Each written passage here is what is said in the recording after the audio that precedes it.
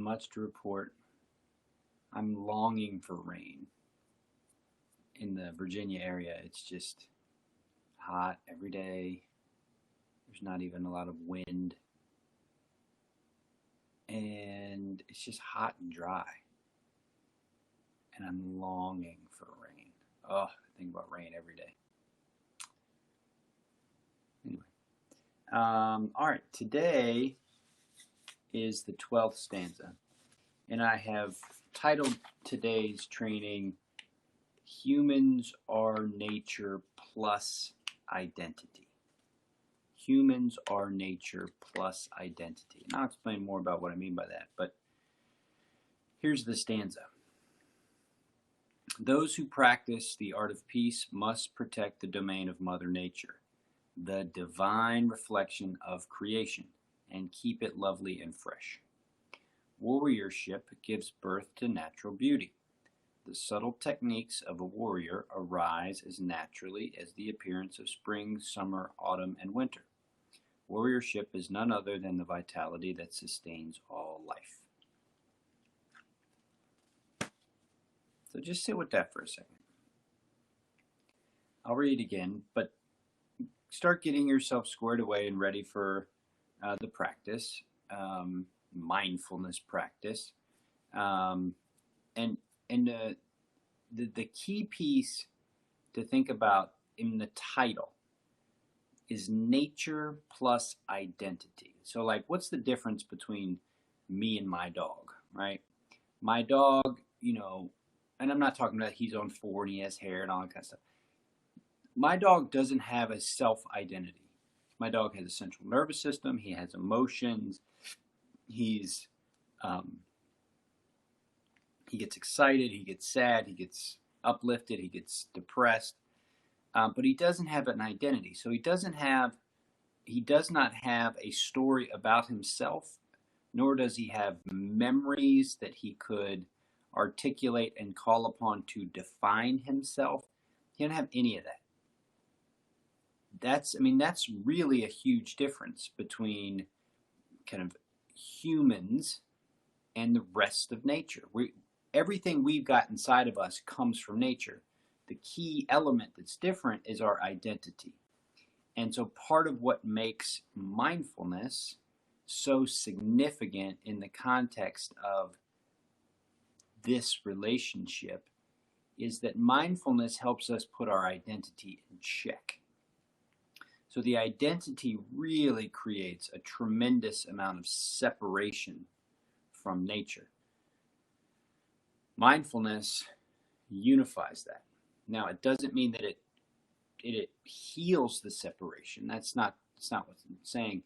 What mindfulness does is recognize that the identity is a construction, and understands that relationship is still solid, and is the practice of recognizing how to see it and participate with it.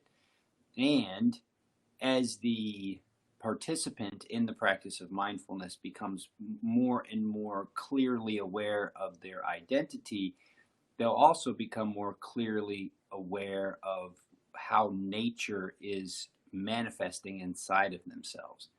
And the practice of being aware of those things is the practice of harmonization, which leads to a more meaningful, fulfilling, purpose-filled life. So that's why we're practicing.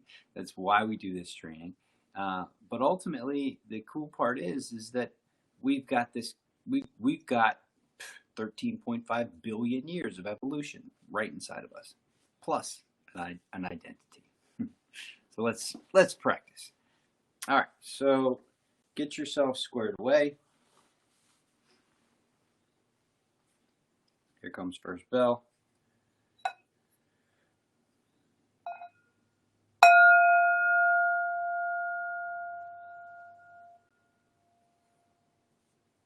Senses: sight, sound, taste, touch, smell. So senses are your basic connection to the outside world.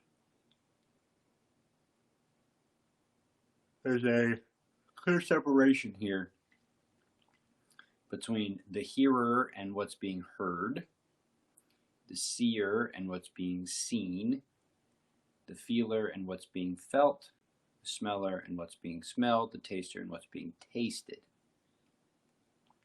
So it's an assessment of the separation between you and the world around you through your senses.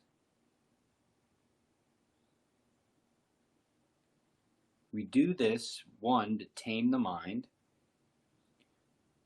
bring the mind into present focus. So it's focused on the present moment. So that identity that takes place as memories and expectations, those memories and expectations aren't taking place inside the present moment. So, taming the mind. Number one. Number two, and this is particularly of value for the veteran, is we're practicing something that has always fallen under the phrase situational awareness. So you having the ability to focus on your sensors, your senses, and assess what's going on around you is fundamental. So you're tying those two things together. The intentional focus on the present moment and engaging with your senses, all to tame the mind.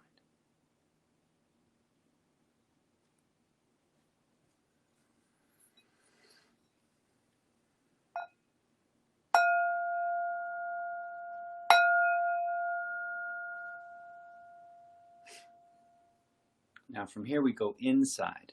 So our inside is a reflection of outside, but it's an inner world. It's an inner world that also has things that need to be acknowledged and understood and recognized. So when you first check your ground, that means where you're connected to something, what you're touching. That situates your mind. And then you go into your feet, noticing what your feet feel like. So instead of the attention being placed outside, the attention is now being placed inside. The focus is still present, but now it's focusing on the inside. Now, just by focusing on the external world, it's not necessarily something that you can change in any kind of meaningful way. You can have a small influence, but nothing big. Now, when you come to the inner world, your inner being, how you pay attention to what's going on inside of you can have a dramatic impact on the inner world very quickly. So now you go into the pelvis. If there's any tension anywhere and you release that tension, the cumulative effect of releasing tension throughout your body is a parasympathetically leaning central nervous system. So you're signaling to your nervous system everything's all good. And your nervous system is signaling to all kinds of different systems, your organs, your this, your that, all these different systems. Okay, we're good. So we can kind of rest and recover, digest things, assess the situation. So everything that goes on in the outer world also goes on in your inner world times like gajillion, billion, trillion, jillion, fiddian, million. Your cells, right?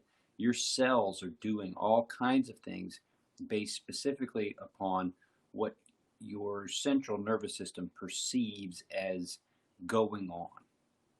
So then you get to the core, heart space region. Again, you're assessing what it feels like there, but you're also assessing alignment and comfort and ease. So if you're all jacked up and rolled forward and rounded shoulders, chances are you're not going to be able to breathe that well.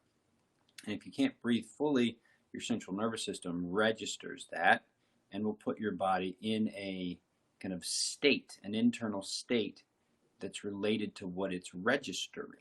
So as you're going up the body, you're looking for ease and relaxation, getting a throat space, top of the head, face. Now here's the thing about this identity thing that we all have. The vast majority of us are not aware. We are fundamentally not aware. This is separation, and this is culturated. Okay, we have been enculturated in particular ways. And one of the big ways, the big ways, is that we are separate, that humans are kind of separate from nature. Nature does our bidding. And that's very much our identity. Our identity, which is fostered and nurtured by our culture, our shows, our ideals, et cetera, et cetera, et cetera. So all those pieces are taking place. And what they end up doing is keeping us in a kind of a loop, a circle of past, future, past thinking, expectation, blah, blah, blah. So all that stuff going on without awareness just creates all kinds of havoc in your systems. And so many people are often just constantly tense all the time. And the only time they're not tense is when life goes good, but life doesn't always go good, so then they're constantly tense, and because they're not aware of their identity and the impact it has on their systems, they stay with their identity instead of being aware of what's actually going on, and they just basically build bad on top of bad, unawareness on top of unawareness. And so there's countless ways that people are unnecessarily creating stress inside their being without even knowing it. So when you go through your body and you're creating a relationship between your attention on your body and what your body's giving you through sensation, you can begin to exert agency over what's going on and facilitate the calmest environment possible. And that's really, really, really important, because ultimately you want to be in the best version of yourself more often than not. And if you're not in the best version of yourself and you don't even realize why, it's a recipe for long-term disaster. And then even when you do become aware and you got to unpack all these different layers, it's just, oh man. So the idea is start training now. Start training now. Don't wait. So we'll get into third bell here. And third bell is another layer of sophistication, which is the breath.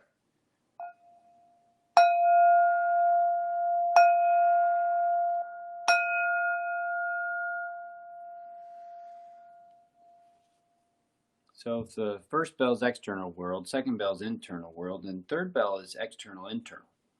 And this is the relationship that you have between the external world and the internal world. And that relationship is the ultimate kind of messenger to your system. So when you take your deep breath in, just notice where it goes and let it out. Now we're just going to sit for 3 minutes. 3 minutes of just being still and breathing. Just being still and breathing.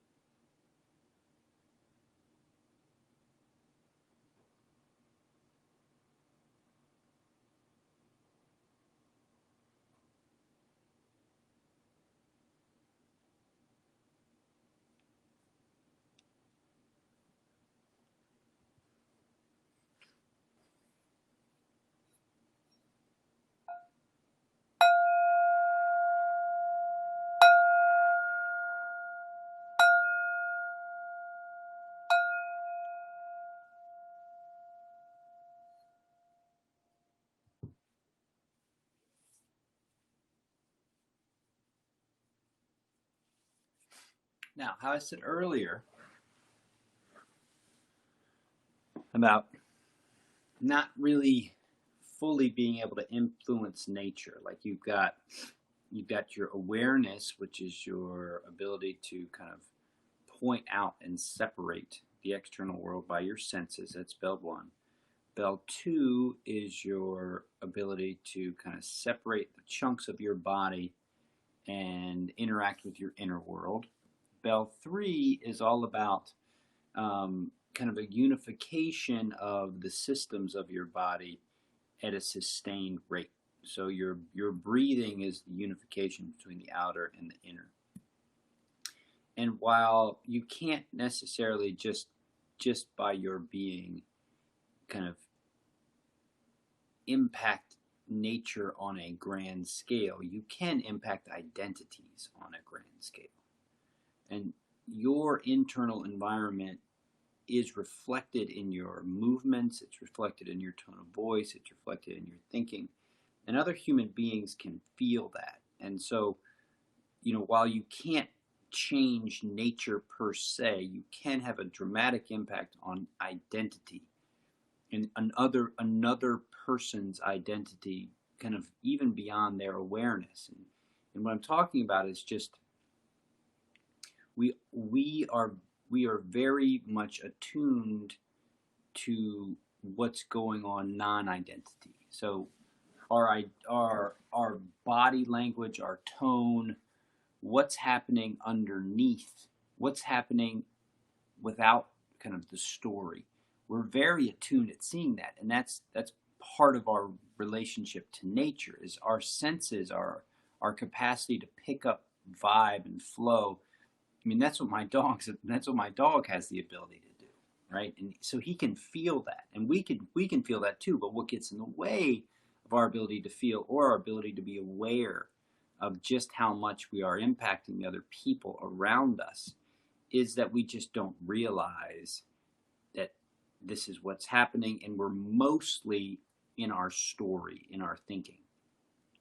So when you study the art of peace and you practice, what you're doing is you're understanding your relationships between kind of the 8 forces that sustain heaven and earth, unification and division, fluidity and stillness. I can't remember the other ones. But you facilitate that at a level of awareness. So that means that you're not doing it because you think it's cool. You're doing it because you recognize your own identity. You recognize its impact on you and your systems. You recognize your system's impacts on the world around you, and you take ownership and agency over all those things. And by taking ownership and agency over all those things, that means that you can participate at any given level and support the most authentic expression of kind of the divine source, nature, whatever you want to call it. So that's what being a warrior is in this context. It has nothing to do with defeating anything. It has nothing to do with changing anything. It has everything to do with understanding that we are nature plus identity, and because of the identity, most people don't realize that we are nature. So it's this conundrum, but it's not all for naught. I mean, it really is something that we can participate, we can practice, and then we can participate in the moment. And an example of participating in the moment is a story a buddy of mine described of going to go shooting with some Navy SEALs. I think I talked about it earlier. But he talked about going to shoot with these SEALs, and he was nervous about shooting with SEALs. I mean, he's a hell of a shot, and he's a veteran himself. He's a badass dude. But Navy SEALs, of course, have a special kind of, a special level of awe surrounding them, and they also just train more than most. So anyway, he went shooting with these 2 Navy SEALs, and they just kept pushing his edge. And so his identity, of course, was like, oh, I can't do this, or I'm not good enough to do this, But because he kept hitting the shots, the SEALs kept pushing his edge. And at one point, they were having him shoot at targets while they walked in front of him on the firing range. And he described that when that was taking place, his focus was so absolutely clear and so dead on that he knew exactly where his bullet was going to go. So he was at a level of nature that was out without identity. And that's one of the things that we warriors have to contend with is that oftentimes we experience the greatest connection to all that is fulfilling and meaningful in this world when there's this element of violence, which is okay, but at the same time, you can't always have the element of violence to fulfill this need to feel connected. So if it's the only way you feel connected is at the sharpest edge of death, that's a problem because that's not where you can live. You can't live there. So finding ways to connect at that same level is what the practice is. And again, it's the identity element. The identity element is what distinguishes humans, but it's also what separates humans from nature. And so when we understand that separation and understand how the practice of mindfulness facilitates the unification of that separation and agency over the kind of the reality of it, that's when we really become kind of more intelligent. So I'll finish up with my interpretation, and what I mean is I talk a lot about breath here, and breath is the interrelationship. Breath. When I say breath, I mean the interrelationship between human and nature, which is kind of the interrelationship between understanding that the identity is something that we create for ourselves, but it's actually the thing that's separating us from nature. So while it's not good or bad, it just needs to be accounted for. So the interpretation of the 12th stanza is: you cannot stop breathing or you will die. Your body will breathe for you whether you are aware or not. What is breathing when you sleep? That's nature. That is nature. Nature is your central nervous system. Your identity is what you pile onto your central nervous system, but nature is your central nervous system and everything that takes place autonomously. Autonomic nervous system. So, anyway, people have been reaching out and just saying hello and asking about what's going on in Armor Down and all sort of kind of stuff. And I guess it's been awesome. So feel free to share what your kind of intentions are around this. Like, are you aware of your identity and its kind of effect? And are you aware of your connection to nature and that effect? So love to hear what you're thinking about today and what you're kind of working on today. And if you need any guidance or assistance, let me know. Here for you, happy to help. My freaking chat function's screwed up, so I can't see who's on. But I hope you have a great day. Armor Down. Later.